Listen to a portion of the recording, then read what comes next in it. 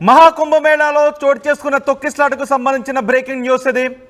మహాకుంభమేళాలో మౌని అమావాస్య రోజు పుణ్యస్నానాలు ఆచరించడానికి కోట్లాది మంది భక్తులు అక్కడికి వచ్చినప్పుడు తెల్లవారుజామున జరిగిన తొక్కిస్లాటలో 30 మంది ప్రాణాలు కోల్పోయారు.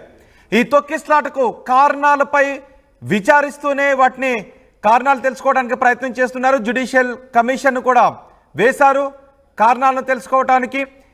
అదే సమయంలో ఈ తొక్కిసలాటకు కుట్ర కోణం కూడా ఉంది అనే విషయం ప్రచారం జరుగుతుంది. తొక్కిసలాట కోణంలో కూడా పోలీసులు విచారణ చేస్తున్నారు. రాష్ట్ర ప్రభుత్వం తొక్కిసలాట కోణంలో కూడా విచారణ చేస్తోంది. అందులో భాగంగా తొక్కిసలాట జరిగిన సమయంలో యాక్టివ్గా ఉన్న 16,000 మొబైల్ ఫోన్లను డేటాను విశ్లేషిస్తున్నట్టుగా తెలుస్తోంది. మౌని అమావాస్య రోజు కోట్లాది మంది మామూలు సమయంలో కంటే ఎక్కువ మంది ఆ రోజు పుణ్యస్నానాలను ఆచరించడానికి వస్తారు అనే సమాచారం ఉంది. అందుకు తగ్గ ఏర్పాట్లు చేశాము అని రాష్ట్ర ప్రభుత్వం కూడా చెప్తోంది. మొదటి బాక్స్లో మీరు చూడొచ్చు, తొక్కిసలాట జరిగిన సమయంలో ఆ క్షణంలో ఏం జరిగిందో మీరు చూడొచ్చు. తొక్కిసలాట మొదట చోటు చేసుకున్నది అక్కడే. ఒకరు పడిపోయారు, వాళ్ళ పైన ఇంకొకరు పడ్డారు, ఆ తర్వాత మరొకరు పడ్డారు.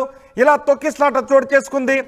అయితే ఈ తొక్కిసలాటకు కారణాలు ఏంటి అని విచారణ జరుపుతూ ఉన్నారు. కుట్రకోణం ఏదైనా ఉందా, లేదా తొక్కిసలాట అక్కడ భక్తుల క్రమశిక్షణ రాహిత్యం కారణంగా అక్కడ తొక్కిసలాట చోటు చేసుకుందా, అధికారుల ఏర్పాట్ల లోపం కారణంగా తొక్కిసలాట చోటు చేసుకుందా అనే కోణంలో విచారిస్తూ, మరోవైపు కుట్ర కోణంలో కూడా విచారిస్తూ ఉన్నారు. సుమారు ఆ రోజు 10 కోట్ల మంది భక్తులు వస్తారు అని అంచనా వేశారు. అంచనా ప్రకారమే కోట్లాది మంది భక్తులు పుణ్యస్నానాలు ఆచరించడానికి అక్కడికి వచ్చారు. సంగం ఘాట్ దగ్గర సెక్టార్ 2లో సంగం ఘాట్ దగ్గర ఈ తొక్కిసలాట చోటు చేసుకుంది.